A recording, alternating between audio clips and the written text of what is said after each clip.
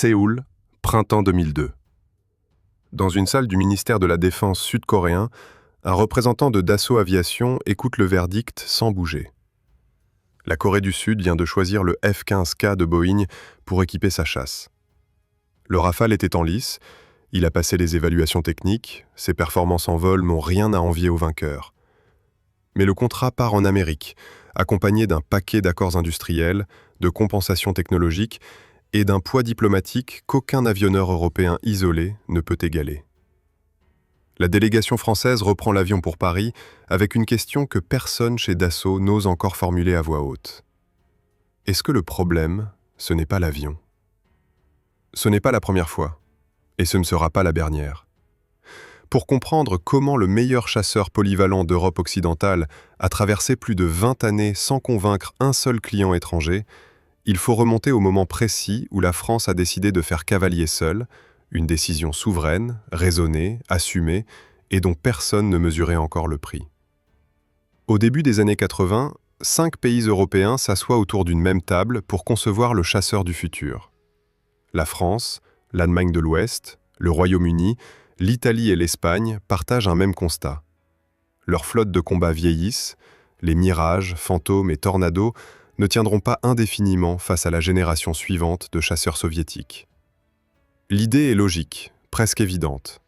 Mutualiser les coûts, partager les technologies, produire un seul appareil en grande série pour faire baisser le prix unitaire. 5 nations, un avion, un budget partagé. Sur le papier, c'est imbattable. Dans la réalité, chaque pays arrive avec une liste d'exigences incompatibles avec celle du voisin. La France veut un appareil léger, polyvalent, capable de décoller d'un porte-avions. Elle opère le Clemenceau et le Foch, elle prévoit un nouveau porte-avions nucléaire, elle a besoin d'une version navale. Les 4 autres n'ont pas de porte-avions, ou n'en veulent pas. Ils veulent un intercepteur lourd, optimisé pour la supériorité aérienne au-dessus de l'Europe centrale, taillé pour affronter les MiG-29 et les Su-27 dans l'espace aérien de l'OTAN. 2 philosophies de guerre aérienne se retrouvent face à face dans la même salle de réunion. La France pense projection de puissance, frapper loin, depuis la mer, avec un avion qui fait tout. Le Quatuor pense défense aérienne du continent, intercepter vite, monter haut, tirer à longue portée. Le désaccord ne porte pas sur un détail technique, il porte sur la nature même de l'avion. Un chasseur léger polyvalent et un intercepteur lourd, ce ne sont pas 2 versions du même projet. Ce sont 2 projets différents qu'on essaie de faire entrer dans le même fuselage. Chaque réunion accentue le fossé. Les ingénieurs de Dassault défendent un appareil de 9,5 tonnes à vide. Leurs homologues réclament un avion plus proche de 11 tonnes. La différence paraît modeste sur le papier, mais en aéronautique, elle sépare 2 mondes. En 1985, la France quitte la table. La rupture est officielle, nette, définitive. Paris estime que le compromis technique détruirait ce qui fait la force du projet. Un avion conçu autour d'une mission claire, pas un appareil conçu autour de négociations diplomatiques. Les 4 pays restants poursuivent ensemble ce qui deviendra l'Eurofighter Typhoon.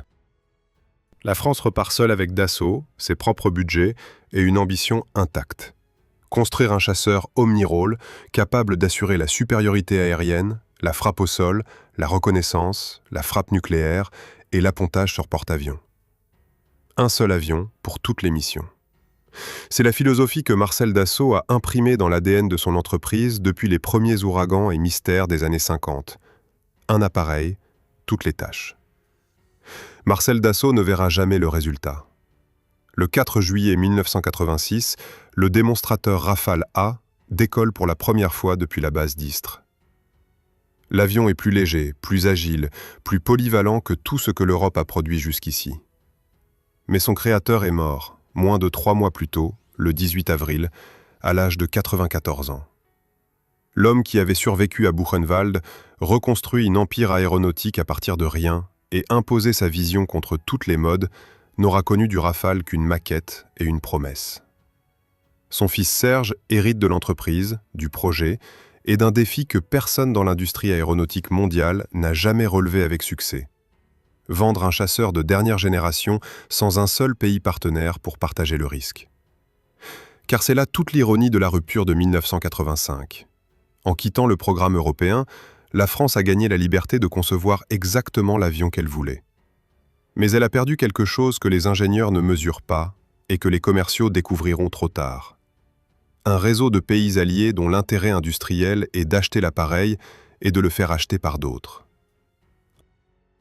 L'Eurofighter Typhoon sera poussé simultanément par Londres, Berlin, Rome et Madrid dans chaque appel d'offres de la planète.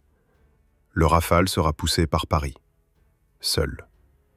Et les premiers signes apparaissent vite. Le Rafale entre en service dans la Marine nationale à la fin des années 90, puis dans l'armée de l'air au tournant des années 2000. Les pilotes sont enthousiastes. Les capacités de l'appareil dépassent les spécifications initiales. La fusion de données de ces capteurs est en avance sur tout ce qui existe en Europe. Mais à chaque salon du Bourget, Dassault installe son Rafale sur le tarmac, distribue ses brochures, organise ses démonstrations en vol et repart sans contrat export. Les délégations étrangères admirent l'avion, posent des questions, prennent des photos, puis signent avec quelqu'un d'autre. L'Europe a désormais 2 chasseurs de 4e génération, là où un seul aurait suffi.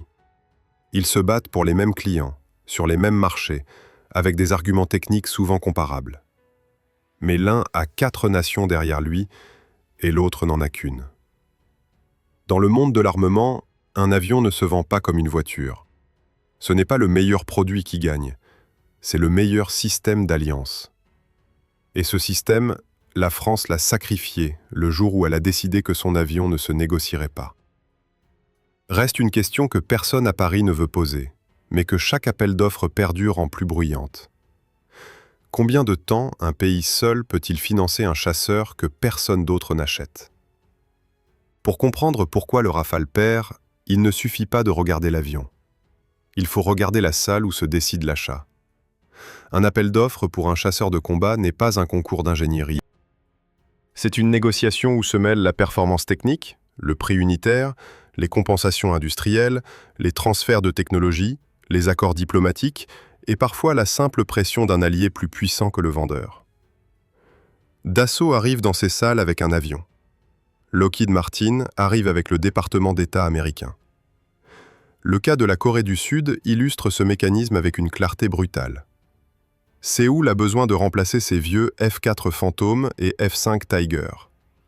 3 candidats sont en compétition. Le F-15K de Boeing, le Rafale de Dassault et l'Eurofighter Typhoon. Les évaluations techniques placent le Rafale dans la course. Mais la Corée du Sud vit sous la menace permanente de Pyongyang, ses forces armées dépendent de l'alliance militaire avec Washington et toute sa chaîne logistique aérienne est construite autour de matériel américain depuis la guerre de Corée. Choisir un avion français, aussi performant soit-il, reviendrait à introduire une rupture dans un écosystème entièrement américain. Nouvelles munitions, nouvelle maintenance, nouvelle formation, nouveaux soutiens logistiques. Boeing propose le F-15K avec un paquet d'offsets industriels massifs et le poids implicite de l'alliance américano-coréenne. Dassault propose un avion. Le contrat part à Boeing. Ce schéma se répète comme un mécanisme d'horlogerie. Chaque appel d'offres a ses particularités locales, mais la structure est toujours la même. Le Rafale entre dans la compétition sur ses qualités techniques, passe les évaluations avec des résultats solides, puis perd au moment où la décision sort du domaine de l'ingénierie pour entrer dans celui de la géopolitique. Le Maroc choisit le F-16 américain. Les Pays-Bas s'engagent dans le programme F-35, liant leur industrie aéronautique à Lockheed Martin pour des décennies. À chaque fois, le même constat. Dassault se présente seul, sans partenaire industriel local engagé dans la fabrication, sans réseau d'alliés dont l'intérêt économique serait de pousser le Rafale. Face à elle, 4 pays poussent l'Eurofighter et une superpuissance pousse le F-16, le F-18 ou le F-35 avec toute la puissance de sa diplomatie.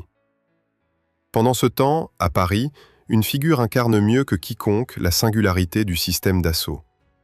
Serge Dassault dirige l'entreprise familiale tout en siégeant au Sénat français comme représentant de l'Essonne. Il vote les lois de programmation militaire qui déterminent combien de Rafales l'armée de l'air va commander, puis retourne dans son bureau de PDG superviser la production de ces mêmes appareils. En France, cette situation ne provoque qu'un haussement d'épaules. Dassault n'est pas un industriel ordinaire, c'est un instrument de souveraineté nationale, un outil stratégique que l'État protège parce qu'il garantit l'indépendance de la dissuasion nucléaire aéroportée et la capacité de projection militaire du pays. Mais à l'étranger, dans les capitales où se décident les achats de chasseurs, cette fusion entre politique et industrie n'a pas le même parfum.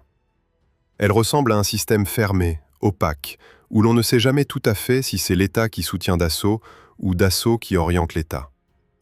Le résultat est chiffrable et implacable. Entre le début de la commercialisation du Rafale à l'export dans les années 90 et le milieu des années 2010, pas un seul exemplaire ne quitte la France. 0 contrat export. Le mot circule dans les couloirs du Salon du Bourget, dans les rédactions spécialisées, dans les ministères de la Défense étrangers. Le Rafale est un avion formidable que personne n'achète.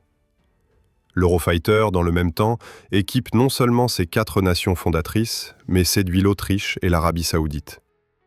Le F-16, vieillissant mais omniprésent, continue de se vendre dans le monde entier grâce à un réseau logistique global et un prix unitaire que la production en grande série maintient au plancher.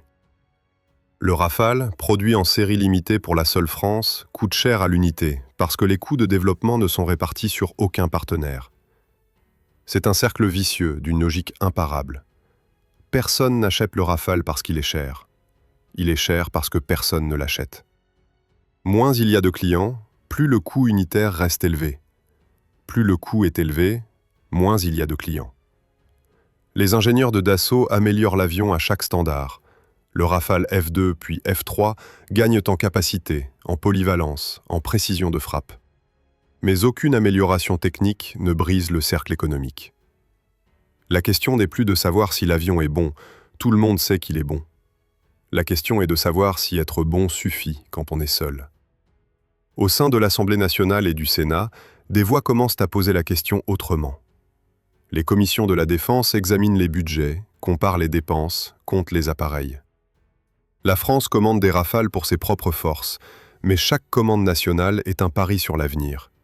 Si l'export finit par décoller, le coût total du programme sera amorti. S'il ne décolle pas, la France aura financé seule un programme de plusieurs dizaines de milliards d'euros. Les parlementaires ne remettent pas en cause l'avion. Ils se demandent combien de temps le contribuable français peut rester le seul client d'un appareil conçu aussi pour l'exportation. Et puis, au milieu de cette traversée du désert, une nouvelle tombe comme un coup de tonnerre dans les milieux de la défense. L'Inde lance le plus grand appel d'offres aéronautique de son histoire. 126 chasseurs polyvalents pour remplacer ces MiG-21 vieillissants. Le programme s'appelle MMR-CA, Medium Multi-Role Combat Aircraft. 6 constructeurs sont invités. Dassault avec le Rafale, le consortium Eurofighter, Boeing avec le F-18 Super Hornet, Lockheed Martin avec le F-16, Saab avec le Gripen et le russe MiG avec le MiG-35. Le marché représente plus de 10 milliards de dollars. Pour Dassault, c'est plus qu'un contrat. C'est la dernière chance de prouver que le Rafale peut exister sur le marché mondial. 6 candidats, 4 années d'évaluation, des centaines de pages de spécifications techniques. L'Inde ne se contente pas de comparer des brochures. Elle fait voler chaque appareil dans les conditions extrêmes de son territoire, des chaleurs du Rajasthan aux altitudes de l'Himalaya, des pistes courtes aux bases exposées à la mousson. Les essais sont parmi les plus exigeants jamais imposés par un pays acheteur. Et au printemps 2011, le ministère de la Défense indien annonce sa présélection. 2 finalistes sur 6. Le Rafale et l'Eurofighter Typhoon. Les 4 autres sont éliminés. Boeing, Lockheed Martin, Saab et MiG. L'Amérique est hors course. Pour la première fois dans l'histoire du programme, Dassault n'affronte pas la machine diplomatique de Washington. En janvier 2012, le verdict tombe. L'Inde choisit le Rafale. Dassault a remporté le plus grand appel d'offres aéronautique du monde en développement. 126 appareils, un contrat estimé à plus de 10 milliards de dollars, la promesse d'une ligne de production en Inde qui transformerait le paysage industriel des 2 pays. Dans les bureaux de Saint-Cloud, le soulagement est immense. 20 ans de traversée du désert, des dizaines de compétitions perdues, des milliards investis sans retour, et enfin, la validation que le monde entier attendait. Le Rafale est vendable. Le Rafale est vendu. Ou plutôt, le Rafale est choisi. Car entre être choisi et signer un contrat, il y a un gouffre que personne chez Dassault n'imagine encore.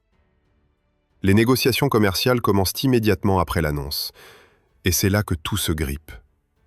Le cahier des charges indien ne prévoit pas simplement l'achat de 126 avions livrés clés en main.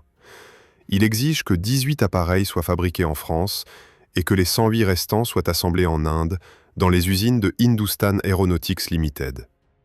HAL est l'entreprise publique indienne chargée de la production aéronautique nationale, un mastodonte étatique employant des dizaines de milliers de personnes, habituées à produire sous licence des appareils soviétiques, puis russes, mais dont les standards de qualité et les délais de livraison font grincer des dents quiconque a travaillé avec elle sur un programme occidental. Dassault se retrouve face à un dilemme qui n'a rien de technique. Confier l'assemblage de 108 Rafales à HAL, c'est accepter de garantir la qualité d'appareils sortis d'une chaîne de production que Dassault ne contrôle pas. Or, le Rafale n'est pas un avion que l'on assemble comme un meuble en kit. Sa cellule intègre des matériaux composites de dernière génération, son système de guerre électronique Spectra est classifié, sa fusion de capteurs repose sur des logiciels que Dassault considère comme son avantage compétitif le plus précieux.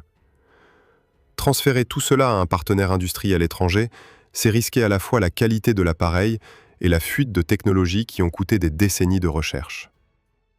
Les mois passent, puis les années. Chaque session de négociation achoppe sur les mêmes points. Le partage des responsabilités industrielles, le niveau de transfert technologique, la garantie de qualité, le prix final. New Delhi veut un maximum de production locale pour développer sa propre industrie de défense. C'est la politique du Make in India, avant même que le slogan n'existe. Dassault veut garder le contrôle sur la qualité et protéger ses secrets industriels. Les deux positions sont parfaitement rationnelles, parfaitement défendables et parfaitement incompatibles. Le contrat du siècle est devenu un enlisement du siècle. Le monde de la défense observe avec un mélange de fascination et de consternation un vainqueur d'appel d'offres incapable de transformer sa victoire en contrat signé. 3 ans après l'annonce du choix indien, pas une seule ligne du contrat n'est paraphée. Les analystes commencent à évoquer ouvertement la possibilité que le MMRCA soit purement et simplement annulé. Pour Dassault, le scénario est cauchemardesque. Non seulement l'entreprise ne touche pas un centime du plus gros contrat de son histoire, mais l'échec spectaculaire d'une négociation publique risque de dissuader tous les autres acheteurs potentiels. Si même l'Inde, qui a choisi le Rafale après les évaluations les plus rigoureuses du marché, ne parvient pas à signer, qui osera encore lancer un appel d'offres où le Rafale est candidat? Le dénouement ne vient ni des ingénieurs, ni des négociateurs. Il vient du sommet. En avril 2015, le Premier ministre indien Narendra Modi effectue une visite officielle à Paris. Ce qui se passe alors sidère les observateurs. Modi et le président François Hollande annoncent conjointement que l'Inde achètera 36 Rafales directement à Dassault, livrés en conditions de vol depuis la chaîne de Mérignac, sans assemblage en Inde, dans le cadre d'un accord intergouvernemental qui contourne entièrement la procédure MMRCA. Le méga-contrat de 126 appareils est mort. À sa place, un contrat 4 fois plus petit, négocié au niveau des chefs d'État, par-dessus la tête des administrations qui avaient passé 3 ans à se battre sur chaque virgule. En Inde, la polémique est immédiate et féroce. L'opposition accuse Modi d'avoir sacrifié le transfert de technologie et les emplois industriels indiens pour offrir un contrat clé en main à la France. Le prix par appareil fait l'objet de controverses qui alimenteront le débat politique indien pendant des années. En France, la réaction est plus ambiguë. Dassault a enfin signé un contrat export, le premier de toute l'histoire du Rafale. Mais au lieu de 126 appareils, il n'y en a que 36. Au lieu d'une ligne de production en Inde qui aurait ancré le Rafale dans le marché asiatique pour des décennies, c'est un achat ponctuel. La victoire a le goût amer d'un sauvetage plutôt que d'un triomphe. Pourtant, quelque chose a changé. Pas dans l'avion, dans la perception. Pendant que les négociateurs s'épuisaient à New Delhi, Le Rafale a fait autre chose que personne n'avait prévu dans les plans marketing de Dassault. Il est parti en guerre. Le 19 mars 2011, à l'aube, des Rafales de l'armée de l'air décollent de la base de Saint-Dizier pour une mission que personne dans l'état-major français n'aurait imaginée quelques semaines plus tôt. L'opération Harmattan vient de commencer. La France prend la tête de l'intervention militaire en Libye contre les forces de Kadhafi et le Rafale reçoit son baptême du feu, non pas comme un appareil parmi d'autres, mais comme la pièce maîtresse du dispositif aérien français. Dès les premières heures, des Rafales détruisent des blindés loyalistes qui progressent vers Benghazi.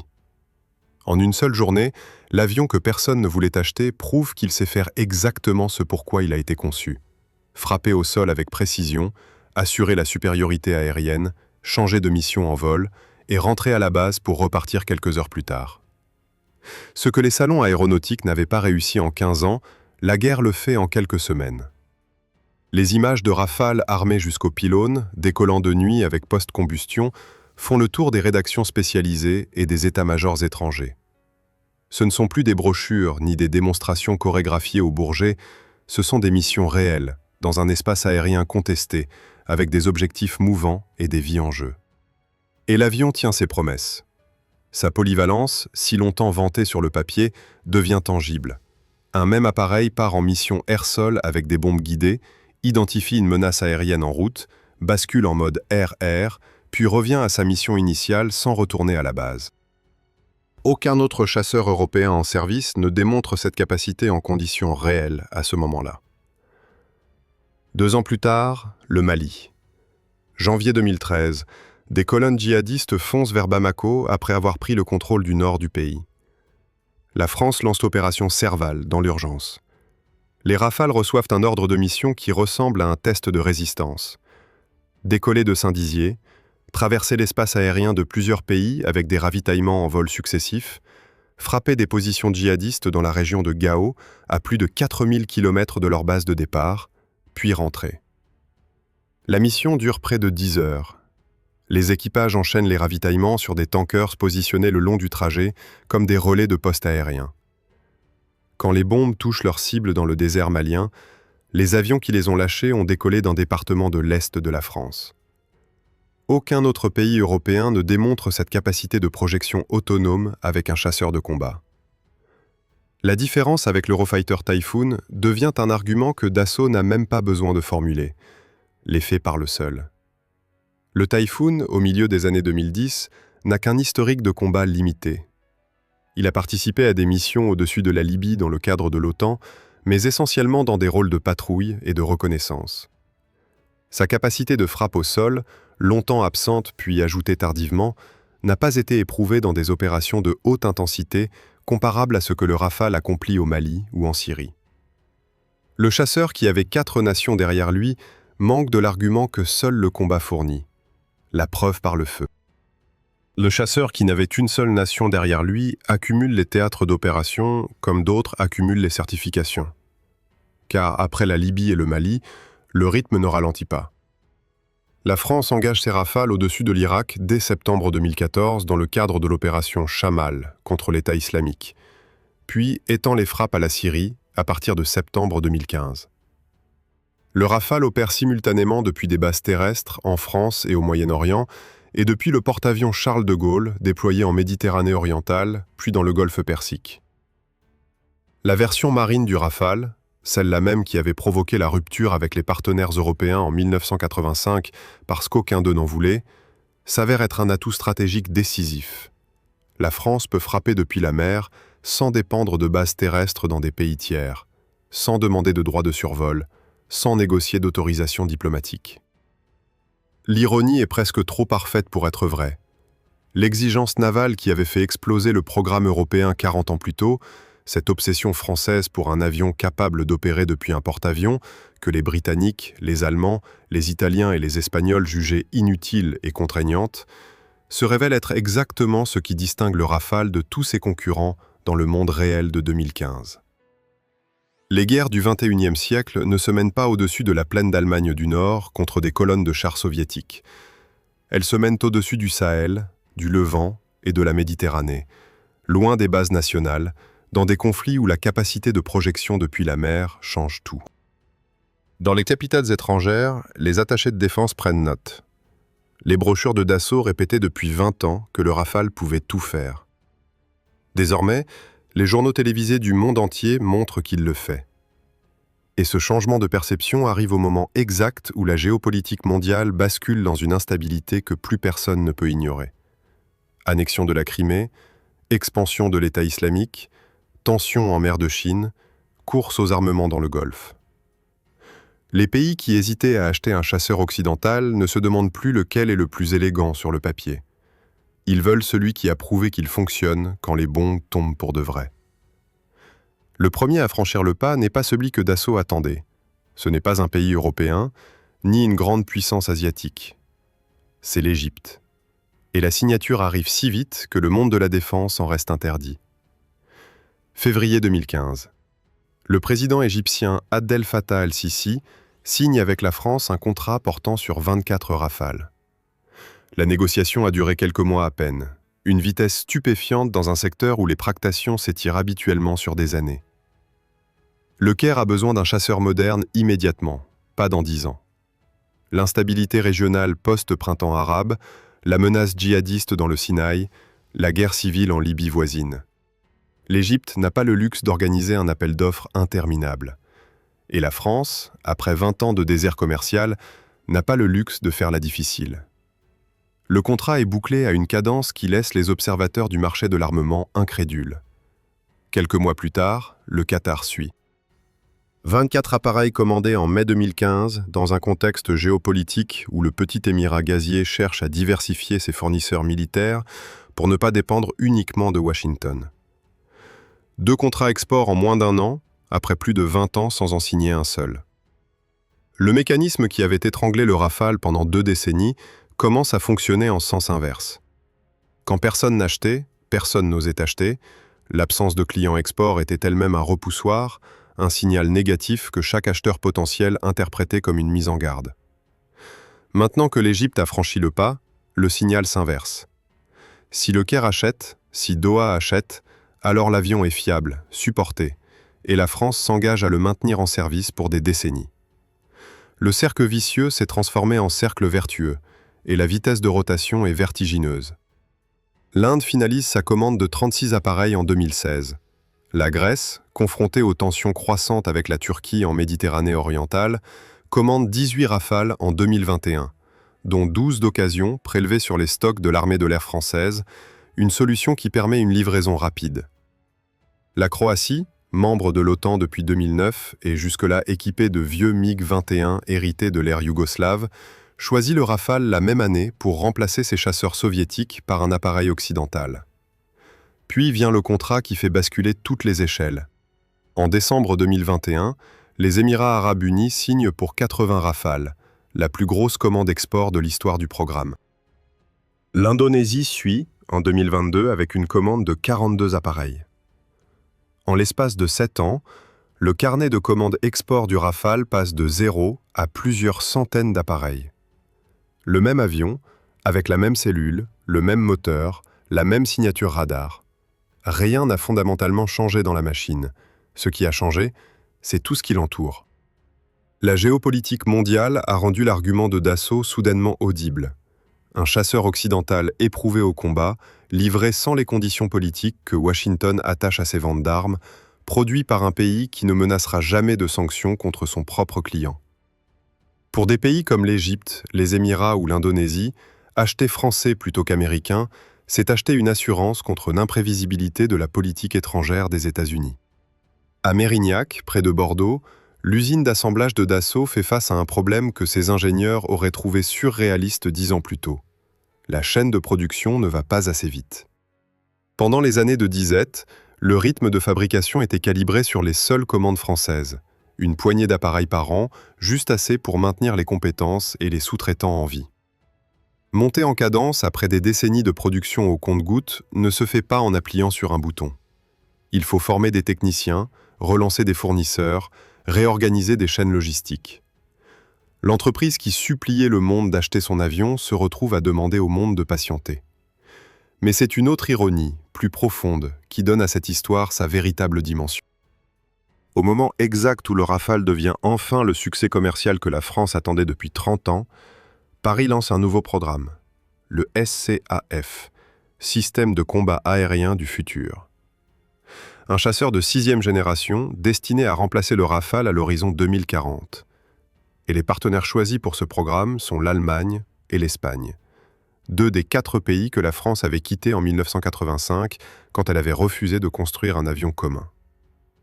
40 ans plus tard, la France se rassoit à la même table, avec les mêmes voisins, pour refaire exactement ce qu'elle avait jugé impossible la première fois. Les négociations du SCAF reproduisent les mêmes fractures, avec une précision qui ferait sourire si les enjeux n'étaient pas aussi colossaux. Dassault et Airbus Défense se disputent le leadership industriel du programme. La France de piloter le projet. C'est elle qui a l'expérience du Rafale, c'est elle qui maîtrise l'intégration d'un système de combat complet. L'Allemagne refuse d'être un partenaire junior et exige un partage égalitaire des responsabilités et des technologies.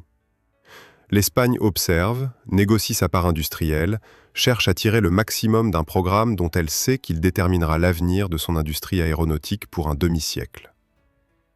Chaque pays a des exigences légitimes, chaque position est rationnelle, et l'ensemble menace de reproduire exactement l'impasse qui avait tué le programme commun des années 80.